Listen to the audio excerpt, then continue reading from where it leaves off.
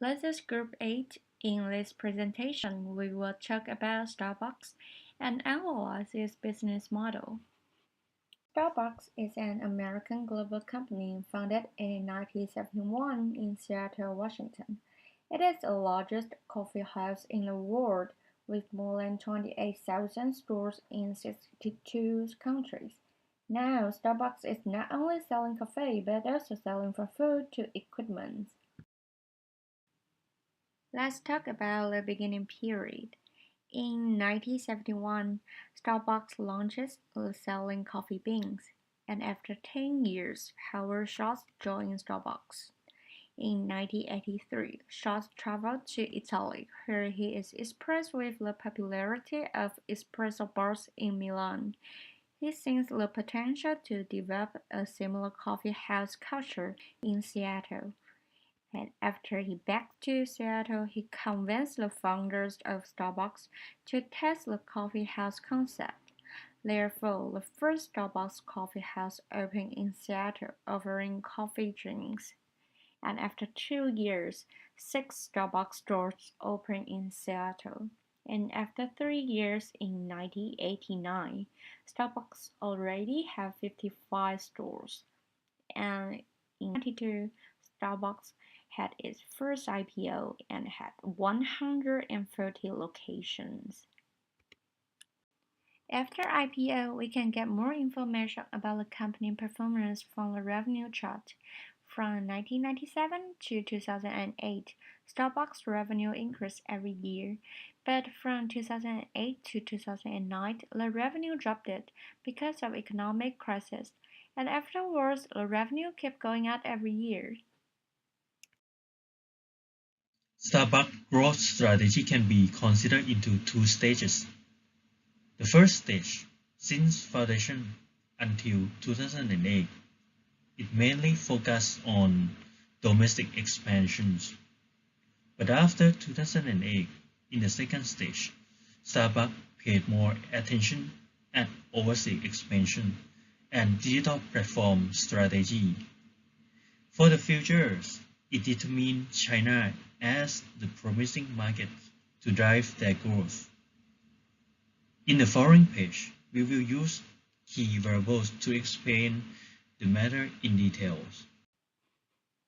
Here are our core and key variables. Our core variable is revenue, because it can show a company go up or down. And we have 6 variables. In following slides, we will show how the key variables interact with the revenue.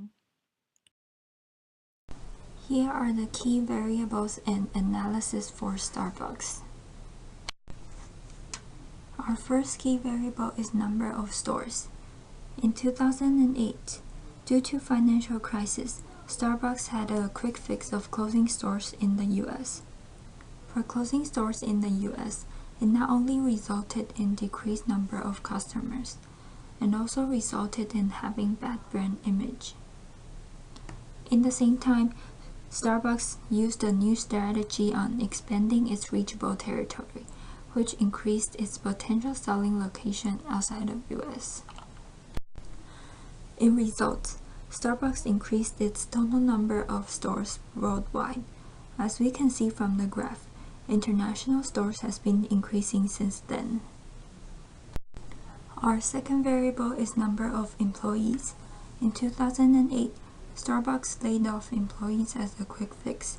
It not only results in bad brand image, it also decreased customer satisfaction. As a fundamental solution, Starbucks decided to increase its operation budget on number of employees and provide employee training that gives positive effect on brand image. And as the graph shows, the number of employees has been increasing since 2010. The third and the fourth variables are digital memberships and the mobile transaction. Starbucks embraced digital platform and the mobile apps much before its competitors. As for the fundamental solution, Starbucks keep putting their R&D resource to invest in digital platform development, which forms a reinforcing loop to grow up numbers of digital members, as well as add a digital payment method in-app to bring up the numbers of mobile transactions. Starbucks coined the term digital flywheel of its strategy. CEO of Starbucks, Mr. Johnson stated that our digital flywheel is a powerful asset that is driving deep customer engagement, revenue, and profit growth around the world. There are four pillars in the digital platform: rewards, personalization, payment, and ordering. It integrated and enhanced its social media community fabric through these features. As the result, number of Starbucks memberships has double-digit growth after the technology adoption. Also, 88% jump of mobile transaction in the beginning and keep double-digit growing until now. This is an indicator of success that Starbucks achieved the turnaround after financial crisis by managing the customer retention and the growing sales revenue. One of the key variables is marketing budget. Starbucks do advertising to improve their brand image and also do promotion to attract more and more customers to buy their products. Then turns to revenue. And again, they keep putting money in marketing to attract more customers. It's a reinforced loop. Therefore, you can find the chart of marketing budget is similar with the revenue chart. One of our key variables is product category. Starbucks is among to attracting a greater number of customers to its stores by offering new and innovative food and beverage options. As we can see from the product chart above, Starbucks tried to diversify its product offering to include more than just coffee store. In order to achieve this expansion, Starbucks made a number of acquisitions like Tivana. And also in 2018, Starbucks started to offer holiday season cup to expand its sales. So from the chart below, we can find out that year over year, Starbucks keep innovating and diversifying the product lines in order to expand the market share.